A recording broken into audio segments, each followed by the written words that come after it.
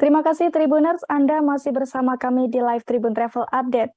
Tribuners, pandemi COVID-19 memberikan dampak ke berbagai sektor, termasuk batik turbo Ternate yang terkenal hingga ke mancanegara Tribuners.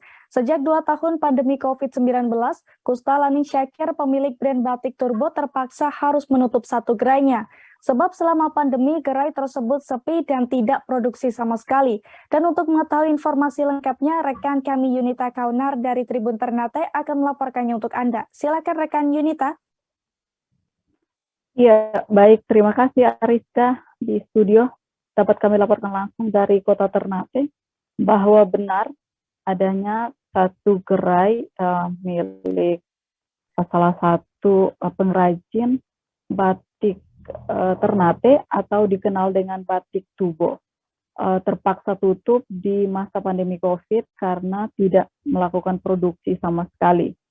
Namun untuk sejauh ini, Ariska, bahwa batik tubo tersebut kembali diproduksi pada Januari 2022 dan saat ini mulai melakukan produksi dan telah ada pesanan juga dari beberapa negara asing seperti Amerika dan juga Rusia.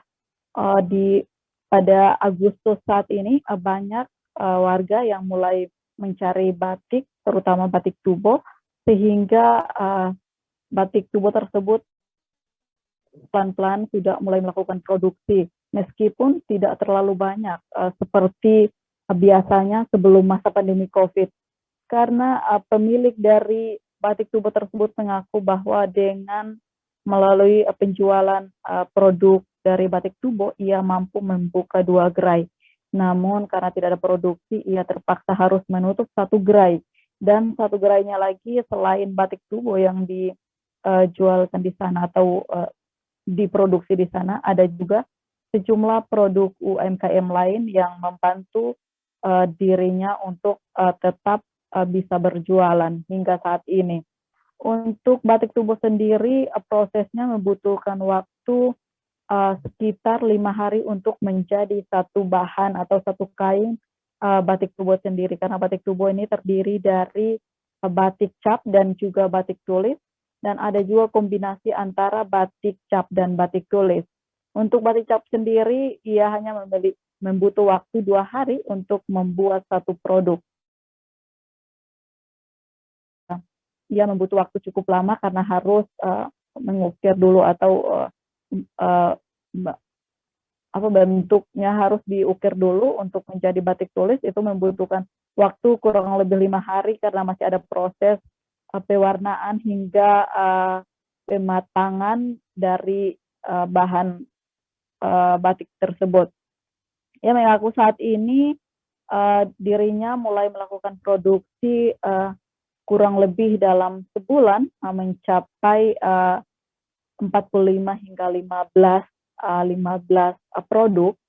Namun jika ada pemesanan dari luar, ia akan berupayakan untuk tetap memenuhi kebutuhan para pembeli yang hendak memesan kepada dirinya.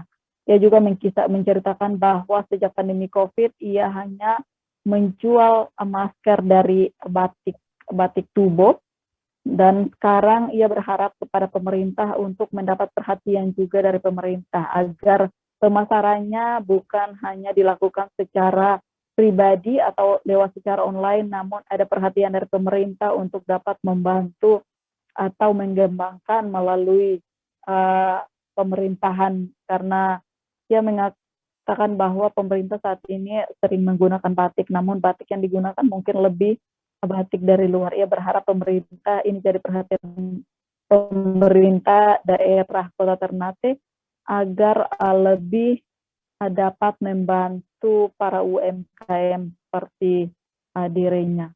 Mungkin seperti itu, saya kembalikan ke studio Ariska. Baik, terima kasih atas laporan Anda, rekan Yunita Kaunar dari Tribun Ternate. Dan Tribuners, rekan Yunita juga sempat berbincang dengan Kusta Lani Syakir, pemilik brand batik tubo. Berikut liputannya untuk Anda. Oke, kau mungkin bisa jelaskan sedikit terkait dengan ini batik tubo ya? Batik tubo, batik tubo. jelaskan sedikit terkait yang batik tubo yang sekarang ini dia produksi dalam sehari itu bisa berapa banyak nih? Oke, terima kasih. Jadi orang kapasitas produksi untuk batik cap dalam hal ini orang biasa dua yang item yang orang mainkan di sini, yaitu batik tulis, cap, dan kombinasi cap dan tulis. Jadi seperti yang telah mungkin tadi ada sempat jalan-jalan keliling-keliling, bisa lihat proses produksinya. Jadi itu kita dalam satu kali produksi itu tergantung dari proses pengecapan dan proses tulis. Jadi kita tidak menghitung dalam satu hari kapasitas produksinya sekian atau apa, tidak. Jadi misalnya satu kali produksi itu kadang 2 hari, kadang 3 hari, bahkan kadang 5 hari gitu. Jadi kita sambil menunggu proses pengecapan, proses pewarnaan, dan sampai finishing. Karena itu ada di tahapan-tahapan ya, proses. sampai jadi satu bahan Satu lembar ini. kain itu membutuhkan 3 sampai 4 proses di situ. Oke, itu bisa berapa hari bisa jadi satu bahan? Untuk kalau kita fokus di satu lembar kain itu bisa 2 hari. 2 hari. Untuk batik capnya 1 minggu untuk batik tulis. Batik tulis, berarti lebih lama tuh batik Belum tulis ya. tulis. Untuk pemasaran sekarang dia pemasarannya kemana saja nih? Di masa pandemi, masa setelah pandemi Pandemi COVID. yang kita hadapi sekarang ini, untuk pemasaran masih tetap landai, pelan, tapi Sudah dalam mulai konteks, bergerak naik ya. tren penurunan ada ketika pandemi kemarin, memang nihil transaksi di 2020 sampai 2021.